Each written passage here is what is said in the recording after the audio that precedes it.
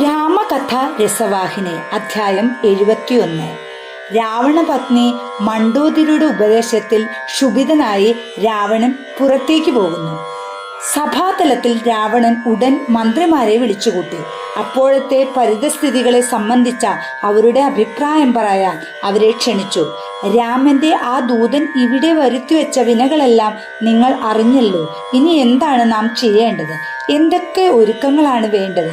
ഭാവി പ്രവർത്തനങ്ങളെ സംബന്ധിച്ച നിങ്ങളുടെ അഭിപ്രായങ്ങൾ എന്തൊക്കെയാണ്? ലേശവും ശങ്കിക്കാതെ എന്നോട് തുറന്നു പറയുക. മന്ത്രിമാർ അന്യോന്യം നോക്കി. അമർത്തപ്പെട്ട ശരിയാൽ അവർ അവജ്ഞ പ്രകടിപ്പിച്ചു. പക്ഷെ ആരും സംസാരിക്കാൻ ധൈര്യപ്പെട്ടില്ല. മാസങ്ങളോളം ഗാഠനിദ്രയിൽ ലയിച്ചിരുന്ന ഹനുമാന്റെ സന്ദർശനാവസരത്തിലുണ്ടായ ഭയങ്കരമായ അഗ്നിബാധയെ സംബന്ധിച്ച് യാതൊന്നും അറിയാത്തവനുമായ കുംഭകർണൻ നിദ്രയിൽ നിന്നും പെട്ടെന്ന് ഉണർന്നെഴുന്നേറ്റ് സഭാതലത്തേക്ക് ഓടി വന്നു. അദ്ദേഹം ജ്യേഷ്ഠനോട് ഉറക്കെ വിളിച്ചു പറഞ്ഞു, സഹോദര, ഈ 3 ലോകങ്ങളിലും അങ്ങേക്ക് തുല്യനായൊരു വീരനില്ലെന്ന് വീമ്പിളിക്കിയിരുന്നില്ലേ? അങ്ങ് ലോകങ്ങളെ മുഴുവൻ വെല്ലുവിളിച്ചു.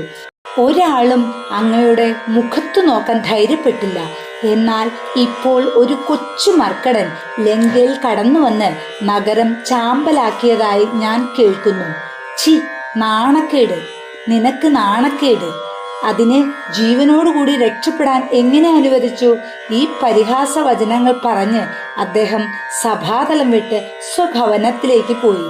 ഈ ഘട്ടത്തിൽ മന്ത്രി അതികായൻ എഴുന്നേറ്റ് ചക്രവർത്തിയെ ഇപ്രകാരം അഭിസംബോധന ചെയ്തു. സ്വാമി, ഞങ്ങൾ അങ്ങയുടെ ആജ്ഞകൾ അനുസരിക്കാം. അങ്ങയുടെ കരുണാകടാക്ഷം മാത്രം ഞങ്ങൾ പതിക്കുന്നുവെങ്കിൽ ഞങ്ങൾക്ക് എല്ലാ മനുഷ്യരെയും വാനരന്മാരെ നശിപ്പിച്ച് അവരെ ഭൂമുഖത്തു നിന്ന് തന്നെ തുടച്ചു മാറ്റാൻ കഴിയും. ഇതിലപ്പുറം ഉറപ്പിച്ചു പറയേണ്ട ആവശ്യമെന്ത്? അദ്ദേഹം പന്നിയെപ്പോലെ സംതൃപ്തനായ അമറിക്കൊണ്ട് സ്വസ്ഥാനത്തിരുന്നു. അനന്തരം സ്വച്ഛപ്രകാരം ഏതു രൂപവും സ്വീകരിക്കാൻ കഴിവുള്ള സർവ്വസൈന്യാധിപനായ മേഘനാഥൻ എഴുന്നേറ്റു. അദ്ദേഹം പറഞ്ഞു, സർവാധിനായകനായ പ്രഭു, അങ്ങയുടെ പ്രാബല്യവും പരാക്രമവും ലോകം മുഴുവനും പ്രതിധ്വനിക്കുന്നു. ദേവന്മാരെല്ലാം അങ്ങയുടെ അടിമകളാണ്. അങ്ങയുടെ സന്നിധിയിൽ മനുഷ്യരുടെ വിധിയെപ്പറ്റി ഞങ്ങൾ എന്തു പറയണം? ഈ ദേവന്മാരെക്കാൾ കൂടുതൽ ശക്തി ആർക്കുണ്ടാവും? മേഘനാഥന്റെ വാക്കുകൾ അന്തസാര ശൂന്യമായ ഡമ്പിൽ കുതിർന്നവയായിരുന്നു. കുംഭകർണന്റെ നാസ്തികന്മാരായ പുത്രന്മാരും അത്യന്തം അഹന്തയുണ്ടായിരുന്ന സഹോദരന്മാരുമായ കുംഭനും നികുംഭനും ഈ രീതിയിൽ തന്നെ സംസാരിച്ചു. അകമ്പനനും മറ്റു യോദ്ധാക്കളും ഇതേ പാട്ടിന് സ്വന്തം രാഗങ്ങൾ കൂട്ടിച്ചേർത്തു. സ്വയം നിയന്ത്രിക്കാൻ സാധിക്കാത്ത മഹോദരൻ ഇടയ്ക്കിടെ എഴുന്നേറ്റ് നിന്ന് യുദ്ധത്തിൽ ഭാഗഭാക്കാകാനുള്ള തന്റെ ഔത്സുക്യം പ്രഖ്യാപിക്കുകയാണെന്ന് തോന്നുമാറ് തുടക്കടിച്ചുകൊണ്ടിരുന്നു. സംസാരത്തിലും മുഖത്തും പ്രദർശിപ്പിച്ചില്ലായിരുന്നുവെങ്കിലും എല്ലാവരെയും ഒരു ഉൾഭയം പിടികൂടിയിരുന്നു.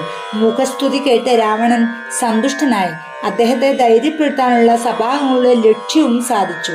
അവസാനമായി ഒരു രാക്ഷസൻ എഴുന്നേറ്റ് മറ്റുള്ളവരുടെ ശ്രദ്ധ ആകർഷിക്കാൻ ശ്രമിച്ചു. അവർ പറഞ്ഞു, ചക്രവർത്തി, ഞാനൊരു ബ്രാഹ്മണ വേഷത്തിൽ രാമലക്ഷ്മണന്മാരെ സമീപിക്കാം. അവരെ ഭക്ഷണത്തിന് ക്ഷണിക്കാം. അവർ അതിനായി എൻ്റെ ആശ്രമത്തിൽ വന്നാൽ അവരുടെ കൈകാലുകൾ ബന്ധിക്കാം. നിങ്ങൾ ഈ തന്ത്രം അംഗീകരിക്കുന്നുവെങ്കിൽ ഞാൻ ശ്രമിച്ചു നോക്കാം. രാവണന് മന്ത്രിമാരുടെയും മറ്റുള്ളവരുടെ നേരെ വലിയ സന്തോഷമുണ്ടായി.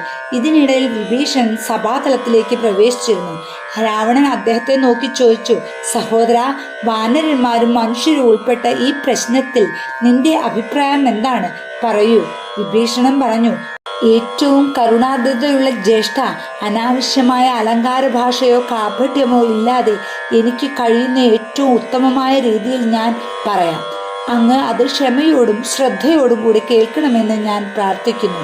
എന്നെ മാപ്പാക്കുക. അല്ലയോ സർവാധിശനായ പ്രഭു, മരണാനന്തരം ഒരു നല്ല പദവിക്കും ജീവിച്ചിരിക്കുമ്പോൾ കളങ്കമേശത്തെ യശസ്സിനും ഇപ്പോഴും ഇനിയും ക്ഷേമത്തിനും സുഖത്തിനും അങ്ങ് ആഗ്രഹിക്കുന്നുവെങ്കിൽ ഇത് കേൾക്കുക. മറ്റൊരുവന് അവകാശപ്പെട്ട സ്ത്രീകളുടെ സൗന്ദര്യത്തെ ആസ്വദിക്കാൻ ആഗ്രഹിക്കുന്നതിൽ നിന്ന് അങ്ങ് വിരമിക്കണം. 14 ലോകങ്ങളുടെയും ഭരണകർത്താവായ ഒരുവനെ തടസ്സപ്പെടുത്തുന്നതിനോ ദ്രോഹിക്കുന്നതിനോ അങ്ങേപോലുള്ള ഒരാൾക്ക് എന്തു ചെയ്യാൻ സാധിക്കും? അദ്ദേഹത്തെ എതിർക്കുന്ന ആരെങ്കിലും അവശേഷിക്കുമോ? ഒരാളുടെ ഗുണങ്ങളെ അത്യാശ മറച്ചു കളയുന്നു. ആ മേഖലയിലേക്കുള്ള പ്രവേശന കവാടങ്ങളാണ് കാമവും ക്രോധവും. രാമൻ സാധാരണ മനുഷ്യനല്ല, അദ്ദേഹം അന്ധകാന്തകനാണ്. കാലത്തിന്റെ നിയന്ത്രകനുമാണ്. രോഗത്തിനോ ഇല്ലായ്മയ്ക്കോ അല്ലെങ്കിൽ ദൗർബല്യത്തിനോ അദ്ദേഹത്തെ ബാധിക്കാൻ കഴിയുകയില്ല. അദ്ദേഹം അജേയനാണ്, അതുകൊണ്ട് അമർത്യനുമാണ്.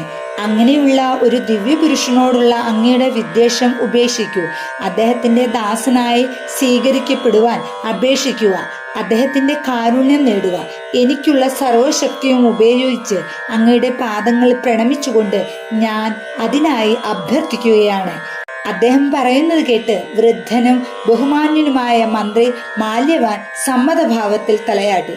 അദ്ദേഹം എഴുന്നേറ്റ് പറഞ്ഞു, സ്വാമി, അങ്ങയുടെ സഹോദരൻ പറഞ്ഞ വാക്കുകൾ ന്യായവും ശരിയുമാണ്. അദ്ദേഹത്തിന്റെ അഭിപ്രായങ്ങൾ സ്വീകരിക്കുന്നതുകൊണ്ട് അങ്ങയുടെ പ്രശസ്തി നിറഞ്ഞു കവിയും. രണ്ടുപേരുടെ ഉപദേശം കേട്ട് രാവണന് കോപം ആളിക്കത്തി. അദ്ദേഹം അവരെ അത്യുഗ്രമായി ശാസിച്ചു. നിങ്ങൾ ഇതുവരെ എന്താണ് ചെയ്തുകൊണ്ടിരുന്നതെന്ന് നിങ്ങൾക്കറിയണമോ? നിങ്ങൾ എന്റെ ശത്രുവിനെ പുകഴ്ത്തുകയായിരുന്നു. ഈ വിഷയം കൈകാര്യം ചെയ്യുമ്പോൾ നിങ്ങൾ ഈ സഭാതലത്തിലിരിക്കാൻ അർഹരല്ല. അവർ രണ്ടുപേരെയും നീക്കം ചെയ്യാനായി അദ്ദേഹം കൽപ്പന നൽകി. ഇത് കേട്ടപ്പോൾ മാല്യവൻ തന്റെ സ്ഥാനത്ത് നിന്ന് ഇറങ്ങി വീട്ടിലേക്ക് പോയി. വിഭീഷണൻ ജ്യേഷ്ഠനെ പ്രണമിച്ച് കൂപ്പ് കൈയോടുകൂടി എതിർവാദം നടത്തി. അല്ലയോ രാജാവേ, ഓരോ ആളുടെയും ഹൃദയത്തിൽ നന്മയുടെയും തിന്മയുടെയും രണ്ട് പ്രകൃതികളും കുടികൊള്ളുന്നുണ്ടെന്ന് വേദങ്ങളും ശാസ്ത്രങ്ങളും പറയുന്നു. നന്മ വർദ്ധിച്ച് മനസ്സിന്റെ പരിപൂർണമായ ആധിപത്യം നേടുമ്പോൾ ആ വ്യക്തിക്ക് ആനന്ദവും ശക്തിയും എല്ലാ തരത്തിലുള്ള ക്ഷേമവും കൈവരുന്നു. തിന്മ പൂർണ്ണാധിപത്യം ചെലുത്തുമ്പോൾ ആ വ്യക്തി എല്ലാവിധമായ വിപത്തുകളാൽ ആക്രമിക്കപ്പെടുന്നു. ഇപ്പോൾ ദുഷ്ടമായ പ്രകൃതി അങ്ങയുടെ സൽസ്വഭാവത്തെ അധീനപ്പെടുത്തിയിരിക്കുകയാണ്. അതുകൊണ്ടാണ് അങ്ങ് നല്ല ഉപദേശം നൽകുന്നവരെയും അങ്ങയുടെ നന്മ വർദ്ധിപ്പിക്കാൻ ശ്രമിക്കുന്നവരെയും ശത്രുക്കളെന്ന് കുറ്റപ്പെടുത്തുന്നത്. സീത രാക്ഷസന്മാർക്ക് കാളരാത്രി പോലെയാണ്. അങ്ങേക്ക് അവരുടെ നേരെ യാതൊരു അലിവുമില്ല. അതാണ് അങ്ങയിലുള്ള തിന്മയുടെ ലക്ഷണം. അങ്ങിൽ നിന്നും ഈ വരവിനായി ഞാൻ അഭ്യർത്ഥിക്കുന്നു.